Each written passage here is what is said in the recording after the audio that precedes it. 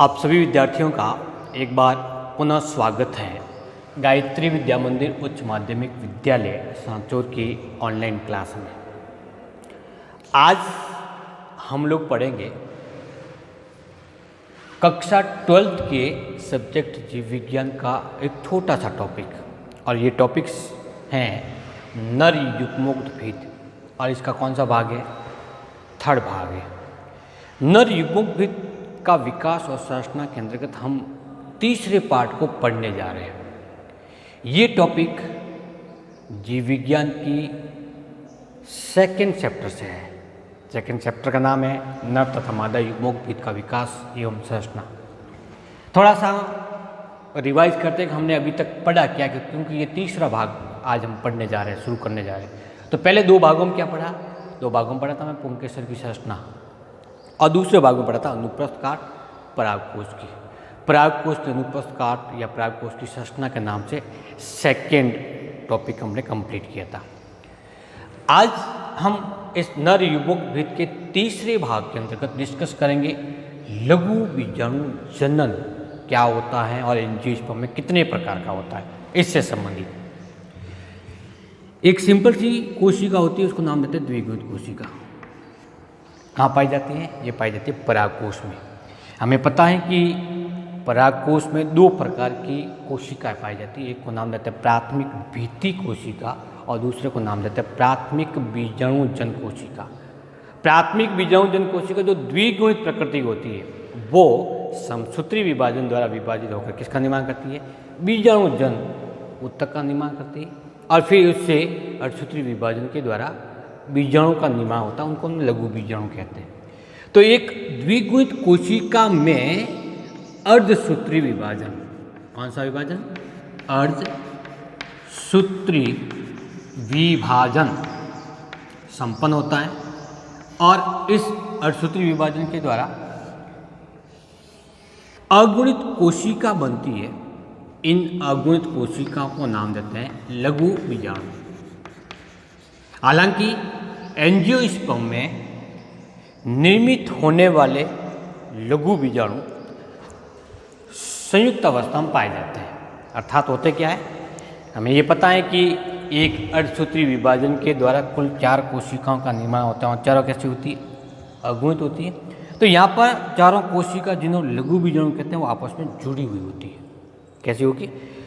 एक साथ में, जैसे एक कोशिका ये, दूसरी कोशिका ये, तीसरी कोशिका, इस प्रकार से जुड़ी हुई अवस्था पाई जाती है। लघु बीजाणु को चूंकि परागकण भी कहते हैं, इसलिए इसको पराग सतोष्क कहते हैं। तो अर्धसूत्री विभाजन के बाद में किसका निर्माण होगा? पराग सतोष्क का निर्माण होगा। अब बात करते हैं कि द्विगुणित कोशिका को कहते क्या है। तो लघु बीजाणु का निर्माण इस द्विगुणित कोशिका से होता है, इसीलिए इस कोशिका को कहते हैं लघु बीजाणु मात्र कोशिका। क्या कहेंगे? लघु बीजाणु मात्र कोशिका। अब हमें इसकी परिभाषा लिखनी है। किसकी लिखनी है? लघु बीजाणु जनन किसको कहते हैं? तो क्या परिभाषा होगी? द्विगुणित लघु बीजाणु मात्र कोशिका से अर्धसूत्री विभाजन के द्वारा लघु बीजाणु के निर्माण की क्रिया को लघु बीजाणु जनन कहते हैं। तो हम इसकी परिभाषा को शब्दों के रूप में लिख सकते हैं। क्या लिखेंगे? द्विगुणित लघु बीजाणु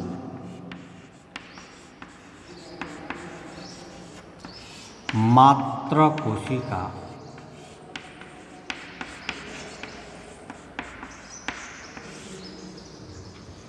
से अर्धसूत्री विभाजन द्वारा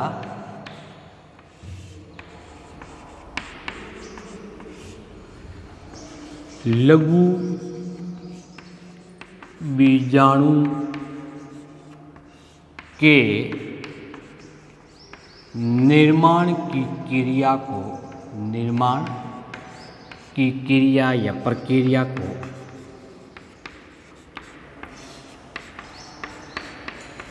लघु बीजाणु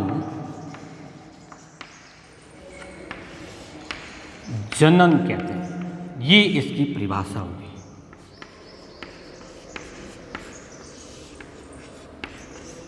जो लघु बीजाणु निर्मित होंगे, इन लघु बीजाणु को परागकण भी कहेंगे। तो अर्धसूत्री विभाजन द्वारा विभाजित होने के कारण कैसे होंगे? ये अगुणित होंगे और बनेंगे किससे? द्विगुणित कोशिका से निर्मित होते हैं। जिस द्विगुणित कोशिका से निर्मित होता है उसको नाम देता है लघु बीजाणु मात्र कोशिका। और ये लघु बीजाणु मात्र कोशिका निर्मित किससे होती है? लघु बीजाणु मात्र कोशिका का निर्माण होता है, जो कि एक द्विगुणित होती है। ये निर्मित होती है बीजाणु जन कोशिकाओं से। इसका मतलब बीजाणु जन कोशिका भी कैसे होगी? द्विगुणित होगी। और बीजाणु जन कोशिका किससे बनेगी? बीजाणु जन, बल्कि कौन सी बीजाणु जन? प्राथमिक बीजाणु जन कोशिका से। और ये कौन सी परत है? परागकोश की सबसे भीतरी परत का निर्मित करती है। तो इस प्राथमिक बीजाणुजन कोशिका से बीजाणुजन कोशिका बनेगी, फिर बीजाणुजन से लघु बीजाणु मात्र कोशिका बनेगी। इस तक या इन कोशिकाओं के निर्माण तक समसूत्री विभाजन होता है, जबकि लघु बीजाणु मात्र कोशिका से या लघु बीजाणु मात्र कोशिका में अर्धसूत्री विभाजन के द्वारा लघु बीजाणुओं का निर्माण होता है। क्योंकि एंजियोस्पर्म में लघु बीजाणु मात्र कोशिका से जो लघु बीजाणु निर्मित होते हैं वो समूह पाए जाते हैं, एक साथ में प्रारंभिक अवस्था में जुड़े हुए होते हैं। कैसे जुड़े होते हैं? ये जो एक कोशिका है, इस कोशिका में सबसे पहले एक विभाजन होगा, अर्धसूत्री विभाजन फर्स्ट हुआ, जिसके द्वारा दो कोशिका बनी। फिर अर्धसूत्री विभाजन सेकंड हुआ, तो इससे पहले से दो कोशिका बनी, तो कितनी कोशिका बनेगी? 4 कोशिका। इन चारों कोशिकाओं को नाम देते हैं लघु बीजाणु अथवा पराग कण।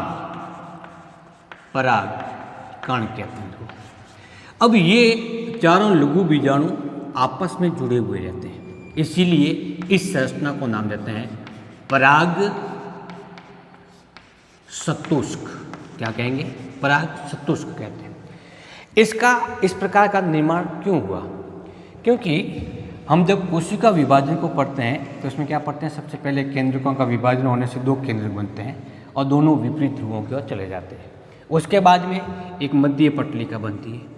इस मध्य पटलिका के चारों ओर प्राथमिक कोशिका भित्ति का निर्माण होता है, फिर द्वितीय कोशिका भित्ति का निर्माण हुआ, जिसके कारण 2 कोशिका बनी। इस मध्य पटलिका की उपस्थिति के कारण ये दोनों कोशिकाएं आपस में जुड़ी रहती है, दोनों कोशिका भित्ति जुड़ी होती है, फलस्वरूप अलग अलग नहीं होकर के साथ में जुड़ी हुई है। अब वापस दूसरा अर्धसूत्री विभाजन होता है तो वापस कितनी कोशिका बनेगी? 2 कोशिका बनेगी, वो भी इन कोशिका भित्ति या मध्य पटलिका के कारण आपस में जुड़ी होती है। जुड़ी होने के कारण ये जो संरचना बनी है इसको नाम देंगे पराग सतुष्क। इनको जोड़ने का जो कार्य करता है वो मुख्य रूप से इसके बीच में पाई जाने वाली कैलोज पट्टिका होती है। क्या होगी? कैलोज पट्टिका, जिसके द्वारा ये चारों कोशिकाएं आपस में जुड़ी होती है और पराग सतुष्क का निर्माण करती है। अब अलग अलग पादपों में अध्ययन करने पर पाया गया कि सभी पादपों में पराग सतुष्क की संरचना अलग अलग होती है। तो कुल कितने प्रकार के पराग सतुष्क एंजियोस्पर्म में पाए जाते हैं, इसके बारे में थोड़ा सा डिस्कस कर लेते हैं। नंबर पहला कि लघु बीजाणु मात्र कोशिका से लघु बीजाणु का निर्माण होगा जो पराग सतुष्क के रूप में होंगे। इसका मतलब यहाँ पे क्या होगा? लघु बीजाणु जनन भी कह सकते हैं इसको, या अर्धसूत्री विभाजन की प्रक्रिया होगी। पहला प्रकार बनता है उसको हम सतुष्क फलकीय कहते हैं। कैसे कहेंगे? सतुष्क फलकीय। मैं डायग्राम इसके यहाँ बना रहा हूँ। सतुष्क फलकीय होंगे कैसे? देखिए, ये एक द्विगुणित लघु बीजाणु मात्र कोशिका इस द्विगुणित लघु बीजाणु मात्र कोशिका में अर्धसूत्री विभाजन प्रथम होगा और प्रथम होने से 2 कोशिका बनी। कितनी बनी? 2। और 2 बनने के बाद में फिर अर्धसूत्री विभाजन सेकंड बना।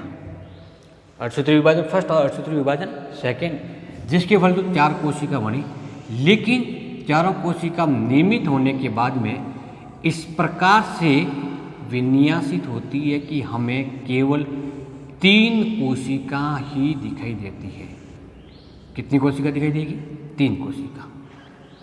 इस प्रकार की संरचना को चतुष्क फलकीय संरचना कहते हैं। एक कोशिका होगी, कहाँ होगी? वो पीछे की ओर स्थित होगी। तो चारों कोशिकाओं को इस चतुष्क को किसी भी तल से देखने पर हमें कितनी कोशिका दिखाई देती है? 4। इस प्रकार के पराग चतुष्क को नाम देते हैं चतुष्क फलकीय।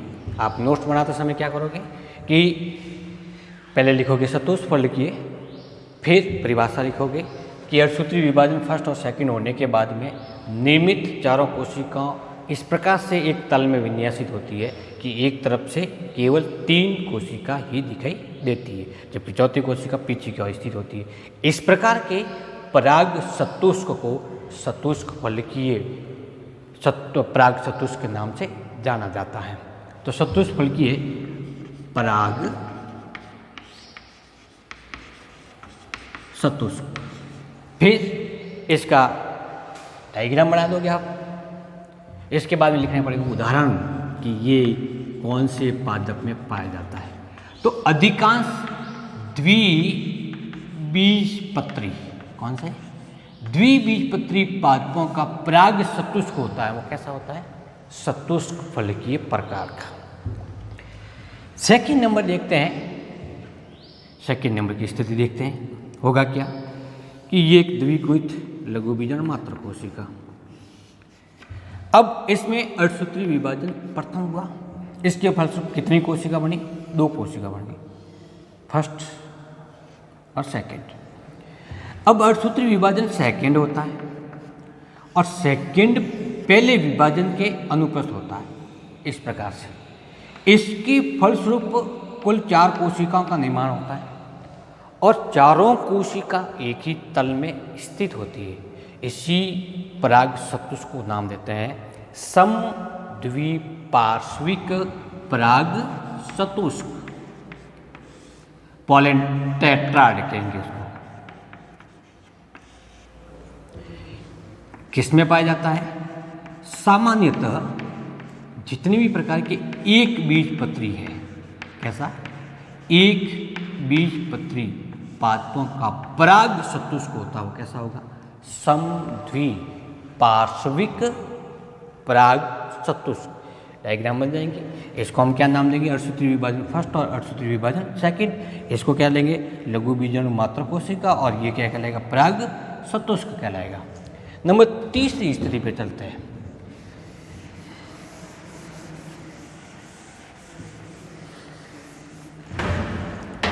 तीसरी स्थिति में क्या है? लघु बीजाणु मात्र कोशिका में पहला अर्धसूत्री विभाजन होगा।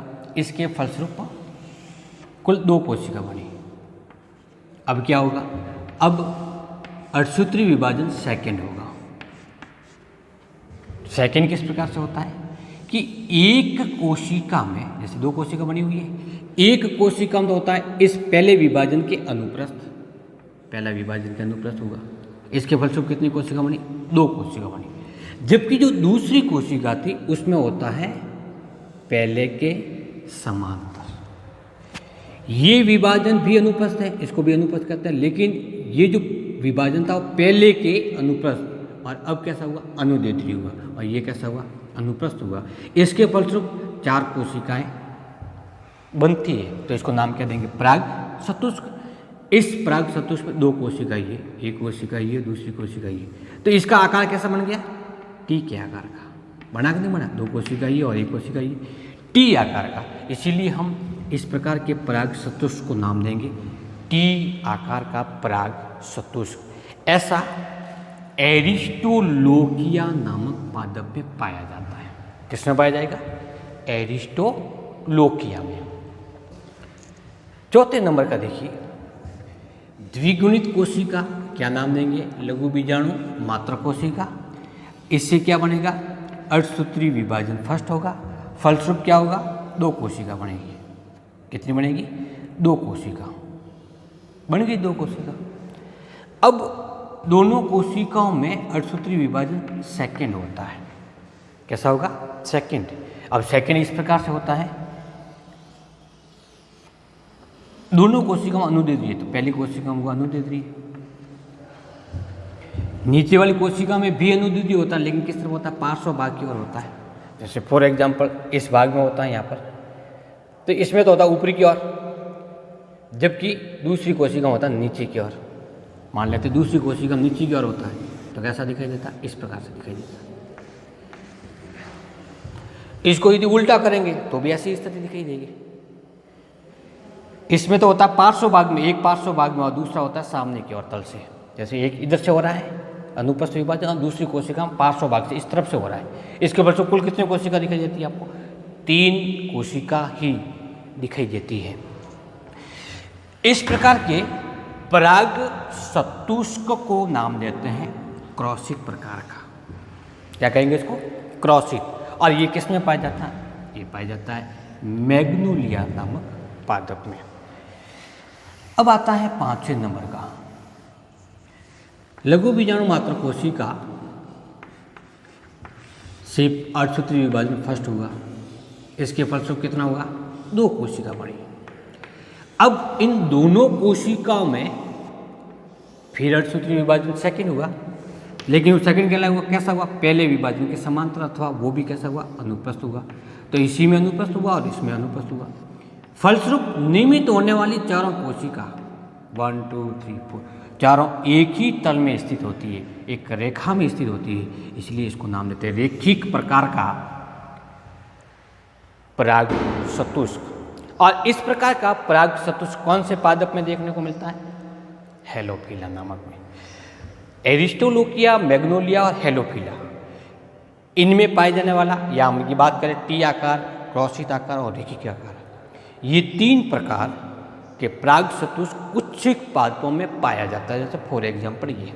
लेकिन समद्विपार्श्विक प्रकार का पराग सतुष्क अधिकांश पादपों में, अधिकांश एकबीजपत्री पादपों में पाया जाता है। सतुष्क फलिकीय पराग सतुष्क अधिकांश द्विबीजपत्री पादपों में देखने को मिलता है। आप इस एरो के माध्यम से, कि मैं इसी को याद रखूं, तो आप इस प्रकार का एक छोटे से डायग्राम बना सकते हैं कि सतुष्क प्रकार का संरचना है। इस प्रकार की संरचना को समद्विपार्श्व प्रकार कहते हैं। इस प्रकार की संरचना को हम टी आकार की संरचना मानते हैं। इस प्रकार के आकार को हम क्रॉसित मानेंगे और इस प्रकार के आकार को रेखिक मानेंगे। इसी डायग्राम के साथ में, इसी लेआउट के साथ में यदि हम इस प्रकार के शॉर्ट डायग्राम बना देते हैं तो हमें आसानी से याद रह सकता है। एक नज़र में हम उसको देखने की कोशिश करें कि क्या क्या होता है, तो सतुष्क फलिकीय द्विबीजपत्री पादपों में पाया जाता है और ऐसा डायग्राम इसका बनता है। 1 नंबर का क्वेश्चन यदि एग्जाम्पल में आता है कि टी आकार के या एरिस्टोलोकिया में पाए जाने वाला पराग सतुष्क कौन सा होता है, तो टी आकार का, और ये एक डायग्राम। इसके अंतर्गत हम इस प्रकार के डॉट नुमा संरचना बनाएंगे तो केंद्र को प्रदर्शित करेंगे। मैं इसको थोड़ा सा यहाँ लिख रहा हूँ, लघु बीजाणु मात्र कोशिका कैसी होगी? ये द्विगुणित होगी। इससे क्या होगा? लघु बीजाणु जनन होगा। लघु बीजाणु जनन हो गया कंप्लीट ये। और लघु बीजाणु जनन से सतुष्क बनेंगे, वो कितने बनेंगे? 4। जो पराग सतुष्क बना हुआ है, जैसे फॉर एग्जाम्पल मैं रेखिक प्रकार का बना रहा हूँ, क्योंकि ये अर्धसूत्री विभाजन के द्वारा निर्मित हुआ है, इसलिए इसकी प्रत्येक कोशिका कैसी होगी? अगुणित होगी। लेकिन चारों कोशिकाएं आपस में जुड़ी हुई होती है।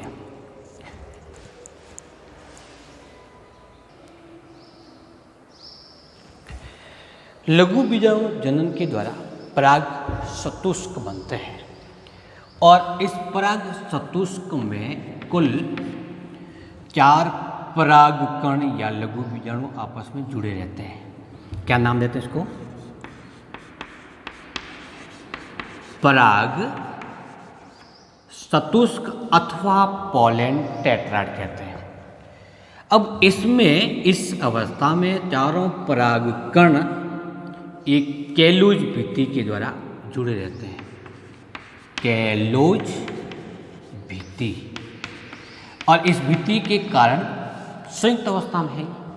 लेकिन जब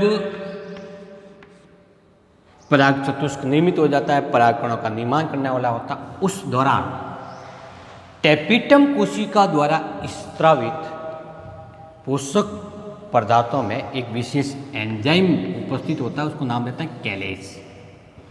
कैलेज एंजाइम के सक्रियता के कारण कैलोज भित्ति विघटित हो जाती है, और विघटित होने के कारण चारों परागकण पृथक पृथक हो जाते हैं और गोलाकार संरचना का निर्माण कर देते हैं। इस संरचना को कहते हैं परागकण। क्या नाम देंगे इसको? परागकण कहते हैं। अब जैसे ये परागकण अलग हो जाते हैं, चारों कोशिका अलग अलग हो गई, तो उस अवस्था में अगेन टेपिटम कोशिका द्वारा स्त्रावित यूबिका है जो स्पोर पोलिन से निर्मित होती है, इसके चारों ओर स्थित होकर के परागकण की बाह्य आवरण का निर्माण करता है। इस प्रकार से परागकण द्विआवरणीय संरचना में परिवर्तित हो जाता है। तो एकल संरचना को क्या नाम देते हैं? परागकण। अब ये परागकण हालांकि चतुष्क से पृथक हो जाते हैं, लेकिन कभी कभी थोड़ी सी स्थितियाँ परिवर्तित हो जाती हैं। क्या हो जाती है कि उस परागकोश में बहुत सारे पराग चतुष्क, क्या है ये? बहुत सारे पराग चतुष्क, जो कोशिकाएं अलग अलग होनी थी वो अलग अलग नहीं हुई। पराग चतुष्क आपस में जुड़ करके एक स्ट्रक्चर का निर्माण करते हैं, तो उसको नाम देते हैं संयुक्त पराग। तो ये अलग प्रकार का हुआ कि नहीं हुआ? तो इसमें होगा क्या? पराग चतुष्क में, संयुक्त पराग चतुष्क में पराग चतुष्क और कितने होते हैं? अनेकों, अनेक पराग चतुष्क आपस में जुड़कर संयुक्त परागकण बनाते हैं। संयुक्त परागकण बनाते हैं। किस में पाया जाता है ऐसा? ऐसा मिलता है टाइफा में और ड्रोसेरा। और कभी कभी क्या होता है कि ये परागकण तो मुक्त हो गए पराग चतुष्क, लेकिन परागकण एक थैलीबंद संरचना के अंदर जुड़े हुए होते हैं, पाए जाते हैं। तो इस प्रकार की दो थैलियाँ बन जाती हैं और इस थैलियों के अंतर्गत सभी परागकण उपस्थित होता है। इस प्रकार की संयुक्त संरचना को हम क्या नाम देते हैं? पॉलिनियम नाम देते हैं। क्या कहेंगे? पॉलिनियम या परागपिंड। ऐसे किस में पाया जाता है? परागपिंड मिलते हैं आँख में, ऑर्किड्स में। आँख जो अपने यहाँ पे पश्चिमी राजस्थान में मनुस्थलीय पादप के रूप में पाया जाता है, इस आँख के फ्लावर से हम इस पॉलिनियम अथवा परागपिंड को आसानी से निकाल करके देख सकते हैं। स्थूल संरचना होती है। तो किस प्रकार होगी? दो थैलीनुमा संरचना होगी, दोनों थैली आपस में जुड़ी हुई होगी। तो ये दो अवस्था, पॉलिनियम और संयुक्त परागकण, इसमें परागकोश में पाई जाने वाली एक विशिष्ट संरचना होती है। लघु बीजाणु जनन के द्वारा जो पराग चतुष्क बनते हैं, जो अभी हमने 5 प्रकार के देखते हैं, तो पर्टिकुलर प्लांट में या एक पादप के परागकोश में एक ही प्रकार के पाए जाते हैं। कभी कभी विशेष परिस्थितियों में एक से अधिक प्रकार के पराग चतुष्क मिल सकता है। इसके साथ ही आज का अपना ये टॉपिक लघु बीजाणु जनन, जो कि नर युग्ममुक्त भित्ति के 3rd पार्ट के रूप में हमने पढ़ा है, हमारा ये टॉपिक समाप्त होता है। नमस्कार।